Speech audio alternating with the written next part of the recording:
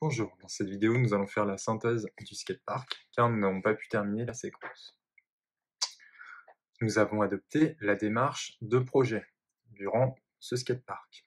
Nous avons commencé par étudier le cahier des charges de la mairie, puis nous avons rédigé un cahier des charges dans le langage SysML. Par la suite, dans un catalogue, nous avons procédé au choix de solutions et nous avons choisi des modules respectant notre budget. Enfin, nous avions commencé la modélisation. Pour cela, nous avions commencé par réaliser un croquis du module souhaité, faire un plan. Nous avions commencé à dessiner les modules élémentaires, quarter et le module lanceur.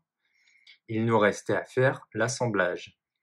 Pour valider les solutions, nous aurions pu utiliser la réalité virtuelle, comme je vais vous le montrer dans cette vidéo, ou utiliser l'impression 3D.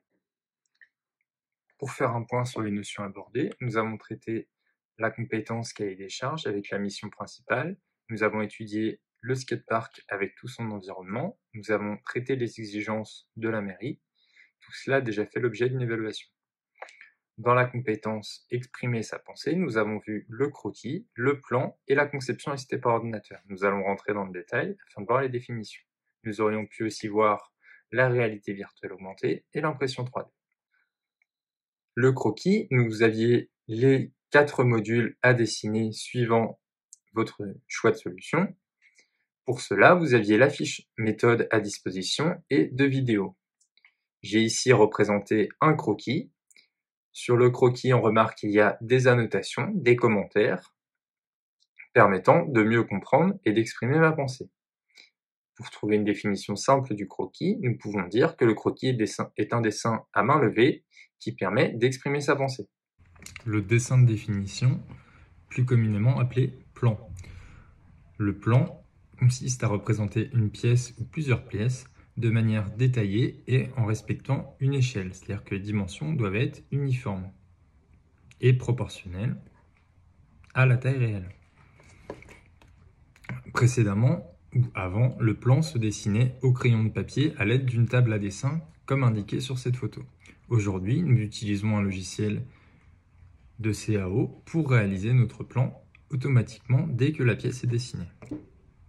Sur cette image, nous retrouvons le mise en plan d'un module FX08, c'est indiqué, l'auteur et moi-même, la date, l'échelle par combien j'ai divisé ma taille réelle, combien de portes à quel projet cela se réfère. Tout un ensemble d'informations est donné dans le cartouche. Il y a également les dimensions qui sont indiquées automatiquement. Ici, nous avons la vue de face, la vue de dessus, la vue de gauche et la vue de droite. Tout en bas, nous avons une vue en perspective du dessin. Nous avons également traité la modélisation avec la réalisation d'un module simple et l'assemblage. Malheureusement, nous n'avons pas eu le temps de le terminer ou de le commencer pour certains. La modélisation consiste à concevoir numériquement une pièce ou un objet. Pour cela, on utilise un logiciel de CAO. Nous avons utilisé Google SketchUp. La modélisation d'un volume simple. Nous avons dessiné le module lanceur, celui-ci, avec l'aide d'une vidéo.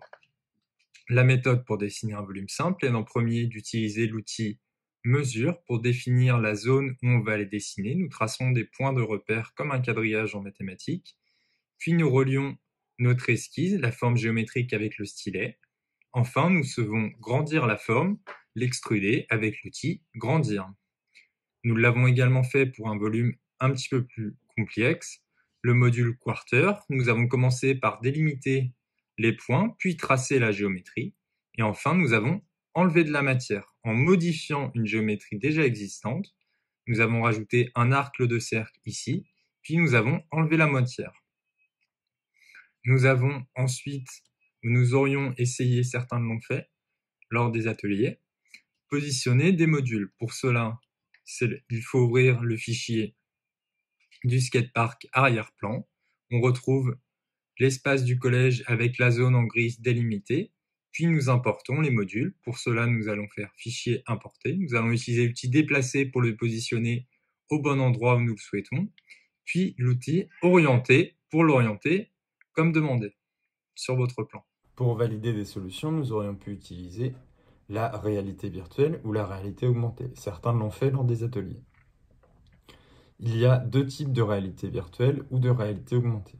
Comment les différencier? La réalité virtuelle est présente ici.